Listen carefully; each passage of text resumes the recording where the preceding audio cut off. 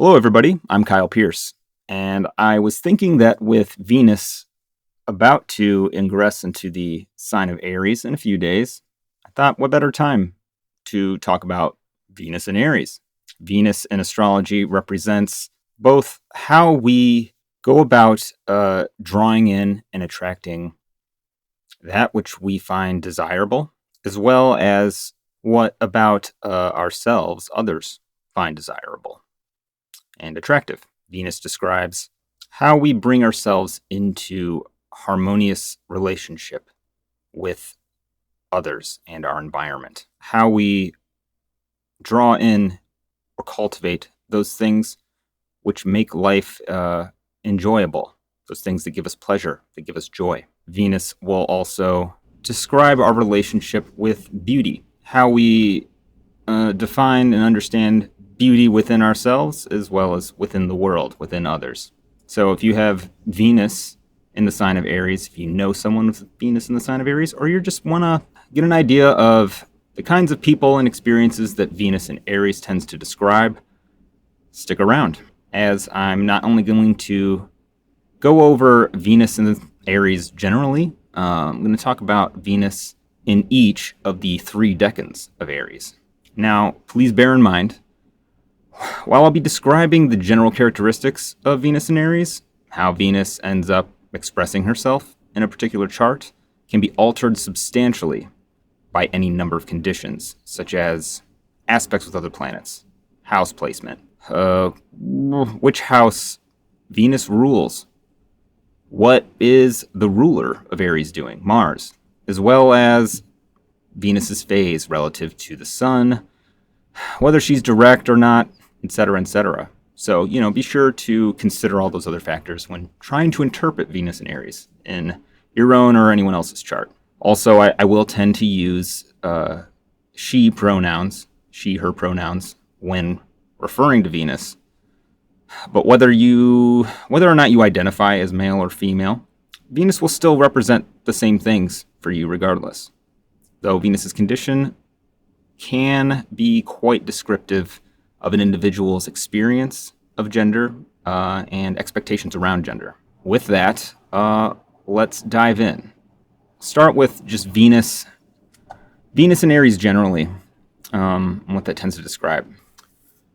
So, no matter what sign Venus is in, Venus is always going to be trying to do Venus things, right? She's always going to be trying to make friends.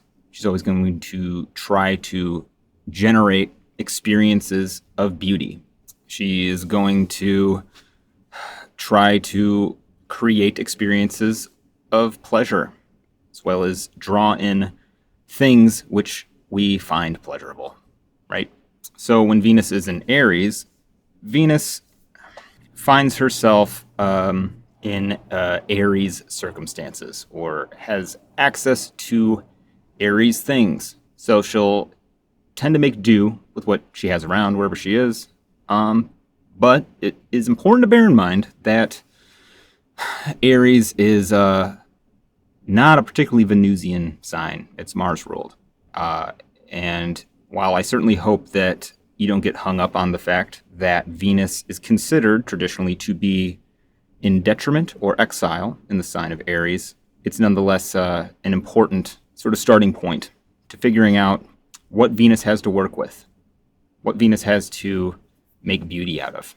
So for Venus and Aries, desire, right, attraction, will tend to spark and flare up and burn brightly for a time, and depending on other circumstances for longer periods of time. But like all of desire, it ebbs and flows, right?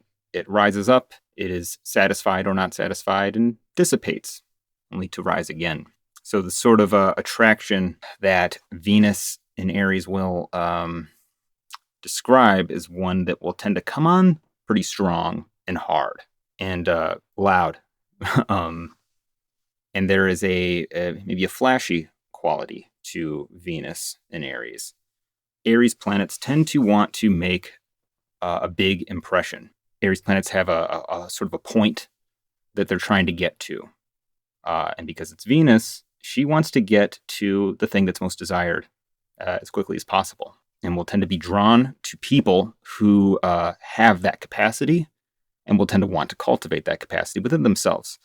So the kind of people that tend to have that are very confident people. Venus in Aries is drawn to displays of confidence as well as strength, both physical, not always physical, but it can be physical, it can be mental or social strength. There's a power, a relationship with power and attraction with Venus.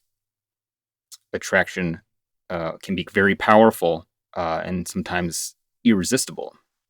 Venus is not, even though Venus is considered to be in detriment, right? Out of place in Venus, in Aries. She's certainly not without the ability to incite or inflame the desires of others.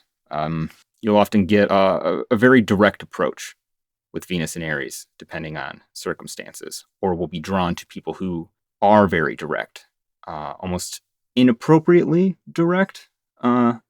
This is a Mars-ruled sign, and this is daytime Mars-ruled sign. This is Mars getting in a fight at a grocery store in order to make a point, or to accomplish the mission of getting milk, right? There is always a bent towards competition in Aries, so Venus will be attracted to or want to cultivate the qualities of somebody who stands out from other people. So you'll tend to see Venus in Aries sometimes engaging in brash kind of displays of machismo, right? Or being drawn to those people. And sometimes in a way that can be forceful, or in a way that's just really like trying to get your attention. You'll see Venus and Aries adorn themselves sometimes in a loud, flashy way. They'll, maybe try to go about finding ways to make sure that persons or objects of their desire can see and identify in an unmistakable way, who and what the person is, who they are, so that they can't be ignored, right? And it'll often do so in a way that maybe seems subtle to them, but will maybe be kind of obvious to everyone else. I always think of the guy that goes to the gym a lot and then wears really like low cut V-neck shirts and like really short sleeves, and will sit down at the cafe in a way that like really emphasizes so they can maybe flex their muscles. I just gotta stretch, I'm not doing anything in particular, I'm just being Mr. Sexy over here. You'll see Venus wanting to flex like that when she's in Aries, and she might be a bit of a sucker for such displays. No judgment intended, but subtlety is not always Venus and Aries' strong suit.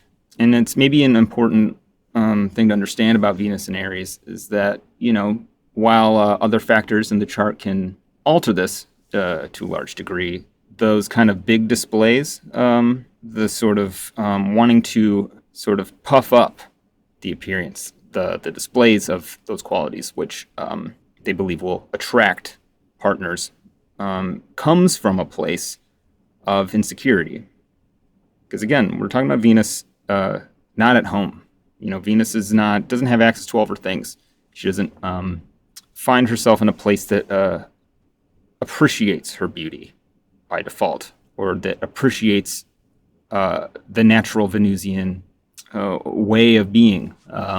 Venus, under ideal circumstances, isn't necessarily trying super hard to get people's attention or, to make huge gestures, because Venus's nature is inherently pleasure-seeking, harmony-seeking, and just generally more relaxed.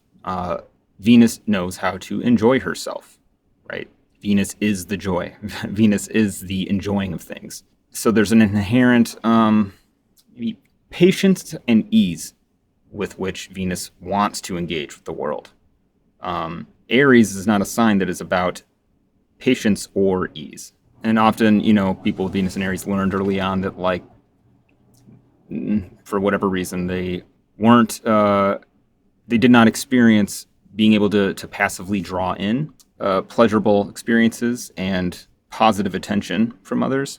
And so the ideas of how to achieve Venus, how to achieve beauty and desire and pleasure and relationship with others must entail effort, must entail getting the attention of someone, demanding it in some way by making a large gesture.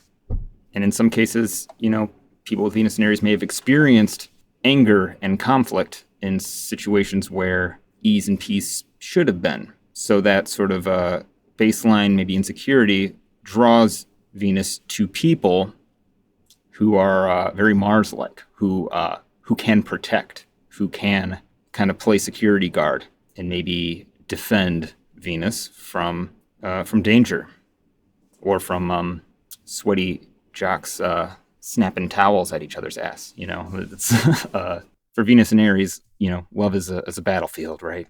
It's a place of potential danger. So there's both an attraction to dangerous types, right? Bad boys or bad girls, people who maybe don't play by the rules. They may not play nice with others. They play by maybe the laws of nature, right? That you have what you can take. So often it's the case that people with Venus and Aries aren't always taking on these qualities. Often you'll see Venus and Aries as quite shy, but often drawn to a protector or someone that they perceive can maybe stand up to all the other bullies, in the room. And often with people with Venus and Aries, you'll see that there's a kind of belief underpinning things that, they just as they are by themselves, they don't tend to feel beautiful just as they are, feel attractive, feel like they can attract people. And so there's often a heavy interest in augmenting and adorning oneself, beautifying. You see a lot, an inordinate and disproportionate number of fashion designers and hairstylists, a lot, tattoo artists, all of which involve cutting in different ways or piercing. Fashion designers, they cut fabric. Hairstylists cut hair. Tattoo artists literally stab you over and over again with a needle and inject ink into your body to adorn, to create a sort of armor made of beauty. You'll also find people with Venus and Aries who just like physical activity. They enjoy competition. They enjoy physical exertion. But you'll also see physical exertion, exercise, working out as a means to an end, to augment and beautify the body. There can be a risk of overexertion and burnout with Venus and Aries, and sometimes a fixation on a sort of like no pain, no gain approach to self-beautification, we'll call it. Being attractive, that like I'm not attractive unless I'm running 10 miles a day and lifting at least 90% of my body weight over my head. It will depend a lot on many other factors, but there can just be an appreciation of competition, and a deep pleasure and attraction to victory, or victorious people of conquest, a love of battle. Actually, in my study of UFC fighters, a lot of Venus and Aries, disproportionately represented for sure. But you also see that kind of power struggle in the love language, where the idea of conquering and being conquered is sort of written into the nature of relationship with others. And you'll see this emphasized, and it's perhaps a good starting point to talk about the first decan of Aries. So when Venus is in the first decan of Aries, there's a particular emphasis on dominance and submission. Sometimes a sexualization of either or both roles, or both types. Somebody who is or wants to appear very dominant in order to attract submissive types, or someone who is very submissive and wants to attract more dominant types, right? While I'd want to see a bit of Saturn involved for like BDSM maybe, but there's like a bit of that flavor to the way people with Venus and Aries in the first decan will understand or experience relationships, especially maybe earlier in life. This is perhaps probably the hardest of the three decans for Venus, because Venus naturally seeks out harmony and equanimity in relationships, a sort of give-take, mutual exchange. But in the first decan, the mutuality or the sort of balance that is or is achieved and sometimes sought out is one that places one partner above the other one. Sort of hierarchical kind of setup, which is is its own kind of balance. Which, not to make a judgment on that necessarily either. That works for some people as long as it's mutually beneficial. But this is where you are likely to get difficult experiences around, force being applied, where there ought to be pleasure, right? Issues around consent, lopsided relationship dynamics, and in some cases, physical or emotional, mental abuse. Obviously, not in all cases. So, for people with Venus in this decan, there's a need to develop awareness around the types of people that you're attracted to, and how there could be potential to be attracted to people who may not treat you so nicely. This is like a thing that will happen in Aries in general, is the sort of conflation with, somebody being mean, or even like teasing that goes too far, as being equating to love and attraction in some way. And often people with Venus in the first decan of Aries will sometimes think that there's something wrong with the relationship if there isn't a lot of drama, for lack of a better word. Like if you're not arguing, there's something wrong. Arguing means that you care, that you're passionate. You don't get really mad about something unless you really desire the opposite thing. So there's kind of a potential to conflate or mistake being domineering or being dominated through, intimidation or anger as a way of expressing love. Like anger and fighting are just a natural byproduct of passion, which, is not entirely wrong. I mean, arguments happen between people in relationships. And, there is some truth to the being willing to argue and have an argument as a sign of investment, right? You don't really, but there, are obvious extremes that should not be mistaken for love. However, more positively, Venus in this decan can be quite exciting. The passion burns very strong and almost in a sort of overwhelming way that can kind of sweep people off their feet, right? Can be very attractive, very impressive even. This is where any planet, but, Venus can kind of burn the brightest, but also the kind of the fastest. It will, grant the ability to ignite the passions enough to, say, get the other person into bed with you, or you into the bed with the person. But there's not necessarily a promise of, and especially a romantic experience. It can be, a little wham bam, thank you, ma'am. Don't make assumptions about people necessarily. If you're about to go on a date with somebody and they have Venus in this decan, there's a lot of other factors that will affect that, obviously. But, Aries can be a little too goal oriented for Venus sometimes, as the first decan of Aries is a Mars ruled Decan. It's a double Mars ruled Decan. And both the main systems of Decan rulership, it's Mars and Mars. So very Mars, very quick, fast and dirty, which to each their own. It's not a inherently wrong way to go about romantic entanglements. But, to a large degree, the subtleties and nuanced interpersonal give and take that's, required for a mutually beneficial and lasting exchange will be especially challenging in this Decan, where, you may prefer generally being single, maybe entering into relationships, for this or that purpose, but, not making them especially long-lasting or deep.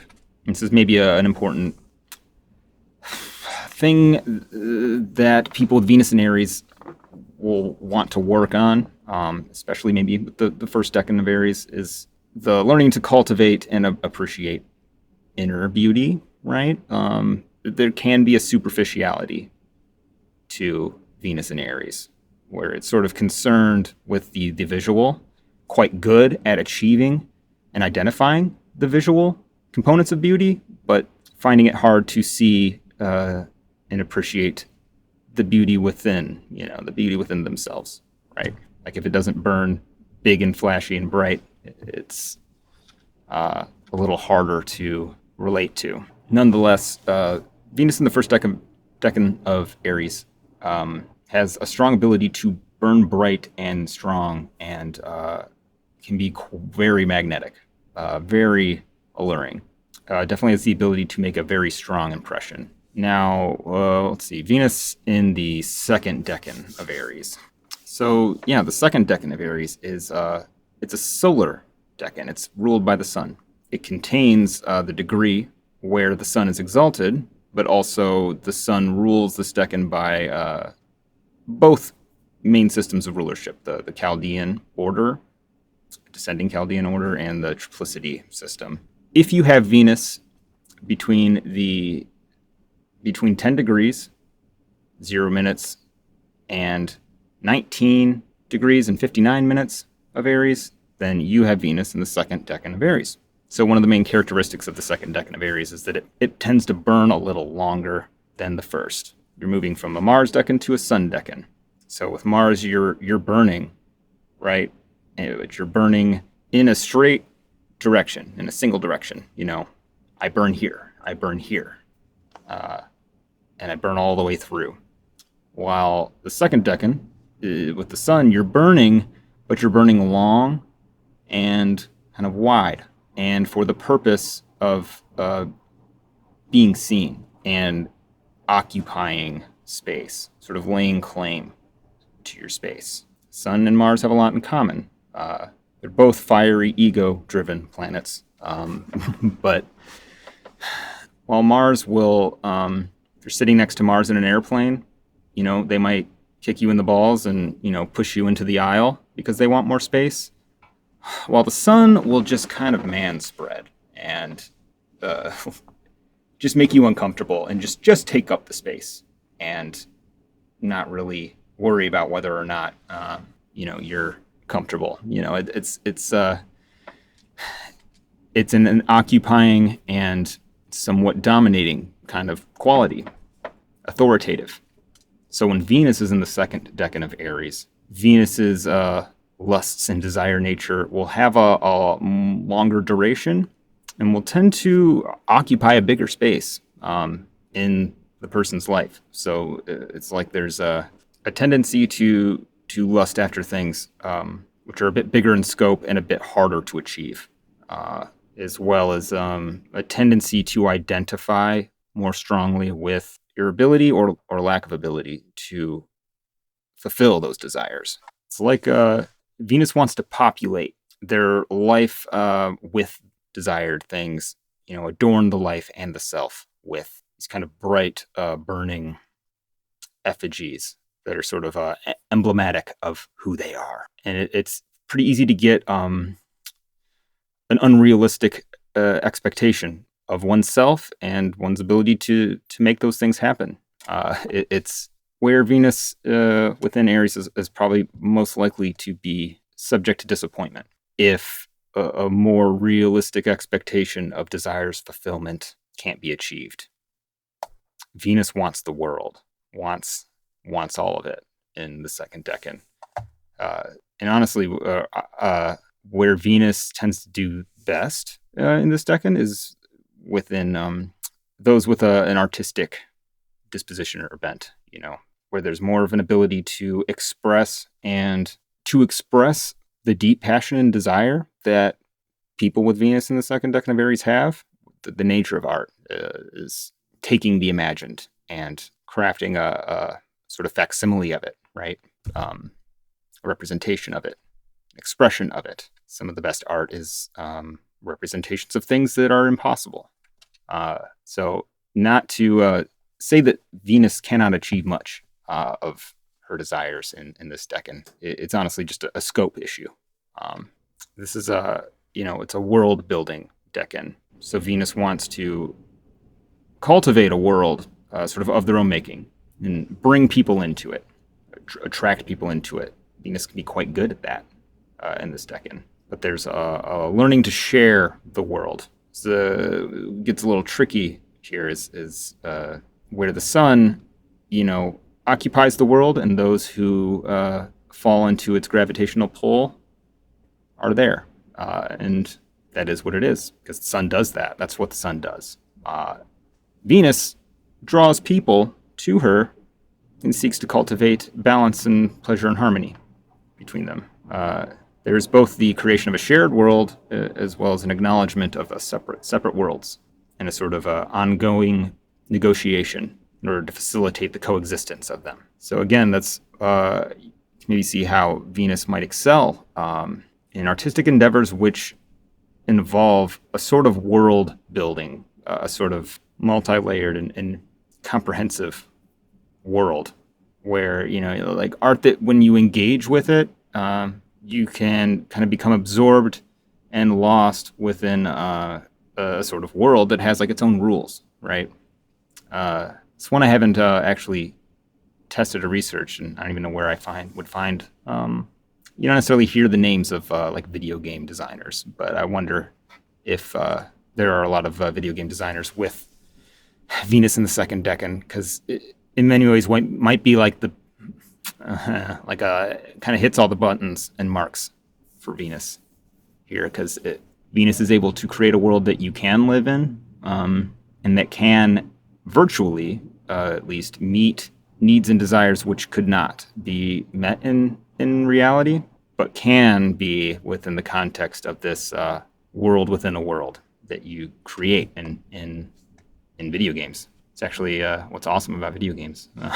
But this is also where you're likely to see Venus struggle the most with self-esteem issues, where you might see sort of building and cultivating a sort of personal world that feeds the ego in some way, that feeds the self-esteem, or that justifies the self, the existence of the person, because of like an underlying lack of self-worth or a low self-esteem that is the result of not being able to achieve, to sort of carve a place for yourself in the world. There are many ways to skin a cat, right? But in both cases, you just need to address the kind of fundamental issue, the equating self-worth to your ability to kind of generate the facade of that glamorous life. So it can kind of be like the person that cultivates a kind of a version of their life on social media, maybe, that represents an idealized version of themselves. Maybe makes people think that the world that they live in is this sort of glamorous, dazzling, larger than life kind of existence, or just more than it is, more than what's real.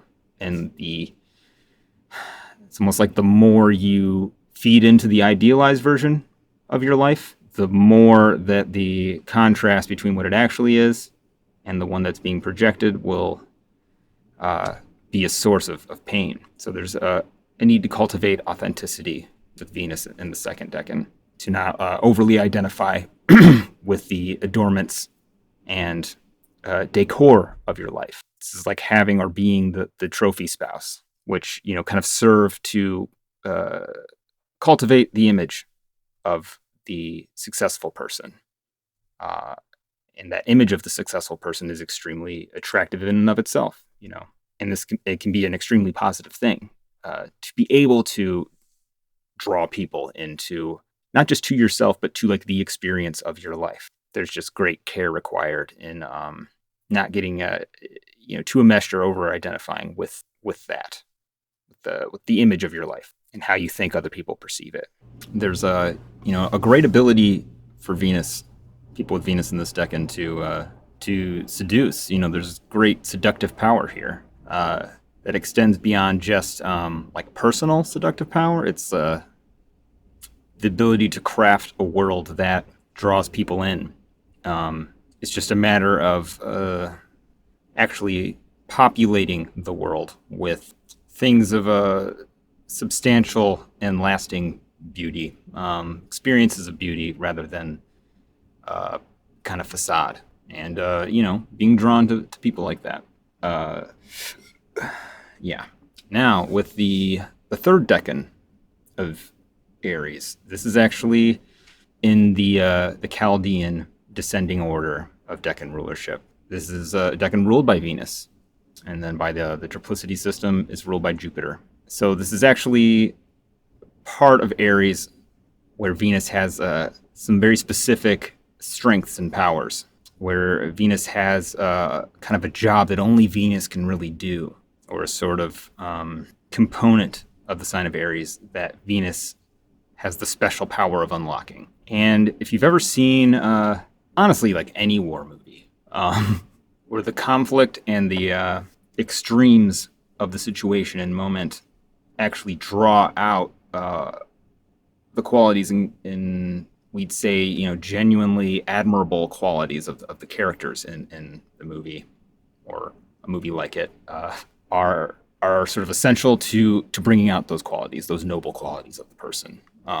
It's actually a really kind of key element of the role that war plays in human society and culture throughout history and in our imaginations, where you'll see very clear ideas around how war and conflict sort of raise up and purify the human spirit, where qualities of courage and self-sacrifice and the the mortality, confrontation with mortality, makes the human experience that much more beautiful.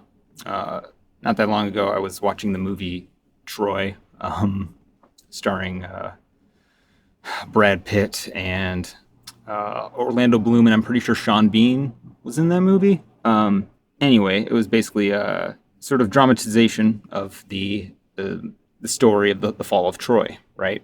Where Paris, played by Orlando Bloom, falls in love with Helen of Troy, steals her, whisks her away. He's the wife of Agamemnon, right? And right, she was married to King Menelaus of Sparta, right?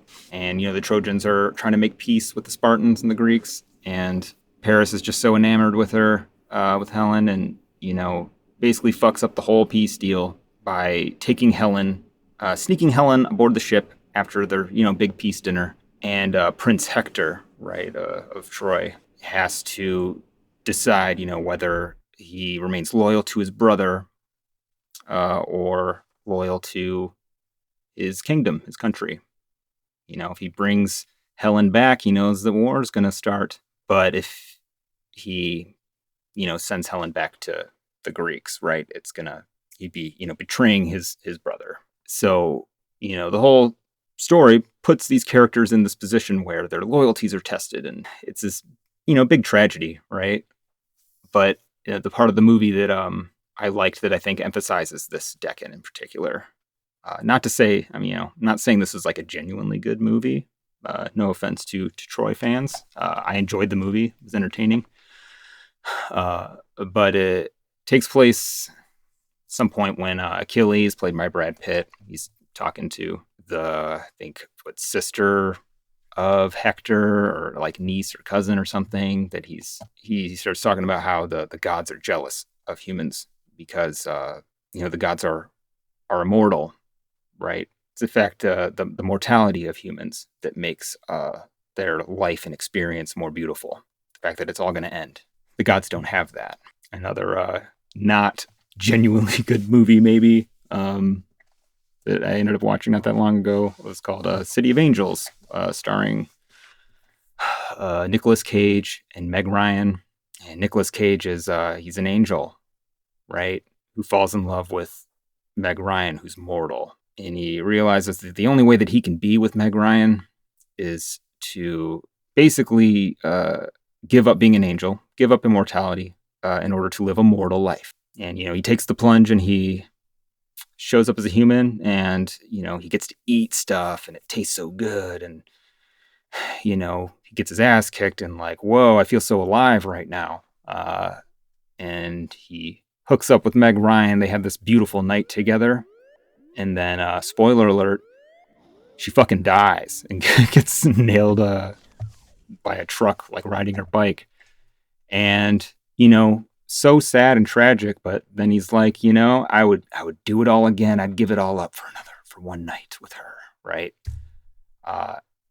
And that's Aries 3. That's Venus in Aries 3. That's Venus working her magic in Aries 3. She's making mortality and sort of a fleeting nature of humanity, of life, a source of beauty, a source of or sort of romanticization of that sort of fast-burning, brilliant moment of pure experience. If you were to consolidate eternity into a moment, light it on fire, what kind of glorious inferno would that be? That's the kind of glamour that Venus in the third decan of Aries conjures. Venus has access and has an intimate knowledge of how to work that angle, right? That quality of the sort of temporary, transitory nature of all experience to bring out and even facilitate the beauty of it. I remember I went to Japan once with a friend of mine. It's this kind of big trip I'd always wanted to go. And he insisted that while we were there, we go to Kobe and we get a real Kobe beef dinner. You might think that you're buying like Kobe beef steaks, at whatever Trader Joe's or I don't know where. But if it doesn't come from Kobe, it's not real. Just gonna tell you that. But these cows are fed beer and massaged every day. They're pampered. They are the whole experience. I mean, you eat the steak and it's an experience, right? They cook it in front of you. They show you the tongue print, and they serve up a bunch of other stuff before, sort of like leading up to the kind of money shot of this steak that you're waiting for. And I don't know how much of it was just the experience of it and the anticipation and the knowing that we dropped a couple $100s on this dinner that made it taste so good, but that steak was fucking amazing. And in some ways, I wanted to burn my tongue off afterwards because I knew I would never taste anything like that again. Because it was a rare, special meal. And I think knowing that as I was eating it made it all that much more brilliant. And it also made that meal an experience that has, resounded and reverberated through my life. I can reflect back on that meal, that steak, as this sort of brilliant burning moment that is etched into my memory. And there's a sort of immortality to that moment. As long as I'm alive, I'm going to remember that fucking dinner. It will always live on, and it will be in many ways idealized. Granted, I may go back and I may have another meal like it, but it's, at least as much the quality of the meal as the nature of scarcity in time of my life that meal occupies. Like it's the death of the moment almost has as much to do with its immortality in my mind. And that is Venus' special power in Aries 3, right? It's like, God, in every war movie that you see, not everyone, but most of them, especially when there's romance involved, like the male lead dies at the end, and the female lead is so sad, broken, but she's never going to forget him, right? And the transience of that relationship, like he's going to live forever in her mind as this kind of idealized, glorious idea of a man, right? Where his death, or the sort of fast burning nature of his life, etches into her memory and the memory of the viewer a version of them that is more brilliant, more glamorous than if we, had gotten to watch that character become a vacuum salesman, grow a pot belly, lose his hair, experience, the slow burn of life where we sort of peter out. So all that's to say that Venus grants the ability to create those experiences. This is like the Casanova Venus. This is like the Venus that entrances and entices a married woman, right? The wife of some lord or other, and gives her, the night of her life, and then disappears. Off he goes. But, she's not even upset with Casanova, because that's just the kind of bird that Casanova is. He has to fly. He gives her in one night enough of an experience that she can sort of carry it into the rest of her life satisfied in some way, some itch scratched permanently. And there's kind of a healing quality to Venus here, where it can often indicate a person or experience that has that almost that magnetized kind of quality that sort of pulls you in, takes you on a ride, and shows you something beautiful, reveals it to you, and then it ends. But that is kind of its purpose. It's not meant to be lasting. And actually to try to prolong it and make it last forever would sort of deprive it of its power. And there are a lot of identifiable examples of this particular thing. I'll give it a couple, but it's a specific type of Venus and a specific power of Venus that Venus really only has in this part of Aries. So a lot of the similar challenges that Venus has in Aries all around does have a hard time creating long-lasting, durable relationships. Not that you can't, of course, but very much excels at those bright burning moments that are etched into our memories and in the memories of others forever. So this Venus is, it's particularly good for art, and for sort of softening and redeeming the transitory nature of all life and pleasure and all good things. Like all good things come to an end, right? But Venus here has the power to redeem that, or to package it in a way that makes it acceptable, if not, still rather bittersweet, but it's nonetheless a flavor of experience that we are all drawn to for its redeeming quality, its ability to redeem or make meaningful death and destruction and chaos, right? So anyway, dialing it back down to, just what normal experience would be with this Venus is, there is like an ability to achieve a high degree of popularity, almost through a sort of legend making, kind of through these little moments. People with Venus in this decan kind of have an eye for the ways you can make a moment burn more brightly, sort of know where to strike a match and set it so that it intensifies the moment in a way that will make it memorable, which reminds me, of a quality that Venus in Aries has. It's actually a pretty great, Venus in Aries in general has a pretty great sense of humor. Venus is, a planet that Venus is kind of in charge of humor to a large degree, but it's usually the funniest stuff is the stuff that is out of place, right? Or that pushes the boundary a little bit. It's it can be a bit of a vulgar sense of humor, racy, suggestive, but that power becomes especially emphasized in the third decan. And it's especially that kind of humor that is rooted in a moment in time, where like a stand-up comedy special that was hilarious, in 2013. But then you watch it 5 years later, and you're like, like I don't know, it lost it.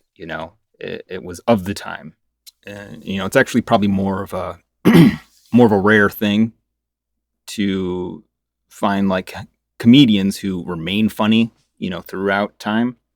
That they exist. They're kind of a rare breed, and in fact, I'm inclined to say that Venus in the third decan maybe has a better shot at like creating a more enduring stand-up comedy special.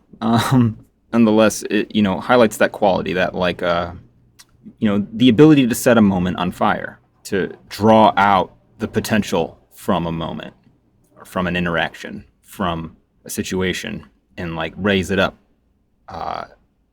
which can be intense, right? And there can be a almost addiction to that kind of intensity that is, it's inherently kind of unsustainable, which can show up as like a a tendency for many short, hot, passionate relationships, like that bring out a lot of intensity and emotions and, attraction, deep, passionate for a time.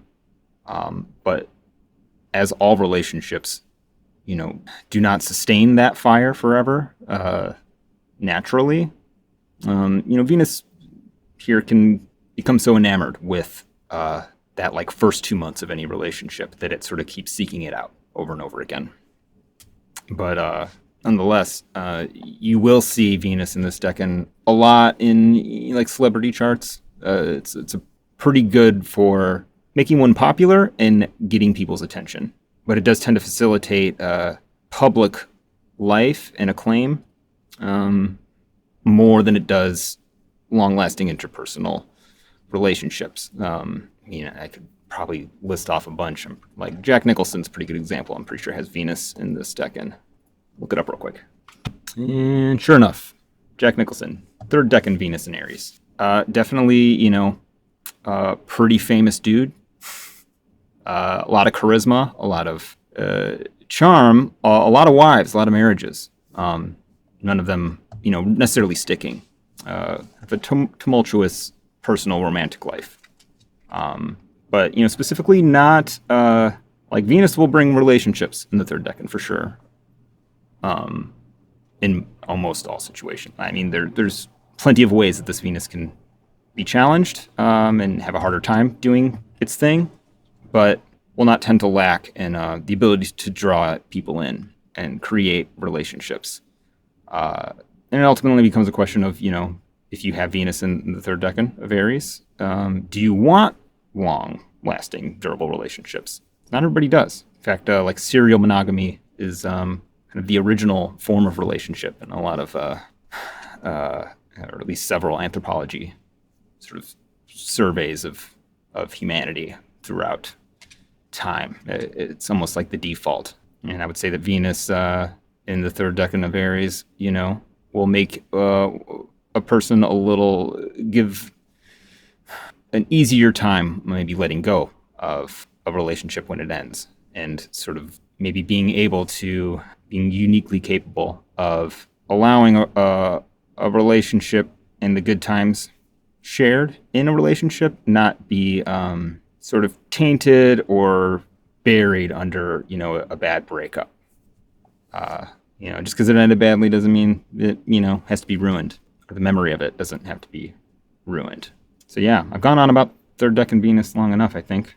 So I think we'll call it an end to our trip through the different permutations of Venus and Aries. So yeah, do you have Venus and Aries? If so, which decan, and how has it showed up for you? I would really seriously love to know. Please share your Venus and Aries stories and experiences in the comments. Or if you're a particularly private Venus and Aries, you can shoot me an email. I am a collector of all stories and their corresponding placements. So please, I would love to be made privy to these things if you are gracious enough to share. But I will, I'm going to call it for today. If you would like to book a consultation with me, you can do so at kylepierceastrology.com. kylepierceastrologer.com. And whether or not you happen to have Venus and Aries, we can take a look at your Venus placement or any placement and look at all the factors outside of just its sign and get way more specific as we can with all placements, right?